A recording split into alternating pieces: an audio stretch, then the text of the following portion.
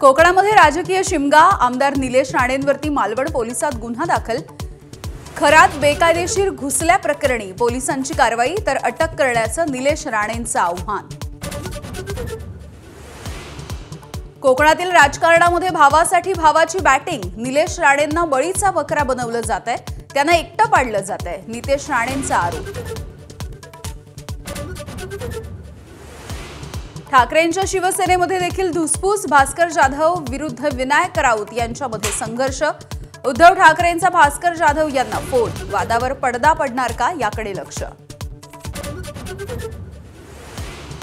मुंबईमध्ये काँग्रेसच्या स्वबळाच्या घोषणेमुळे महाविकास आघाडीमध्ये नाराजी नाट्य।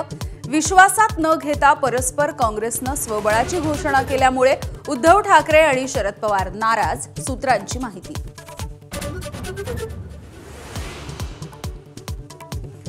साधूंच्या नावावर सरकारनं संधी साधूपणा करू नका, तपोवनामधील वृक्षतोडीवर राज ठाकरेंनी ठणकावलं, तर एकही झाड तोडल्यास माफी नाही, सयाजी शिंदेंचा इशारा। छत्रपती संभाजीनगरमधल्या मतदार यादी घोळांचा पालकमंत्री शिरसाट यांनीच वाचला पाढा।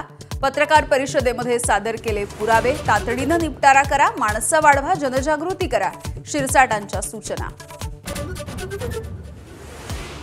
हत्येला 1 वर्ष झालं पण अजूनही न्याय नाही, संतोष देशमुख यांच्या मुलीनं अजित पवारांकडे व्यक्त केली खंत, तर आरोपी अजूनही मोकाटच, मनोज जरांगे यांचा सरकारवर निशाणा।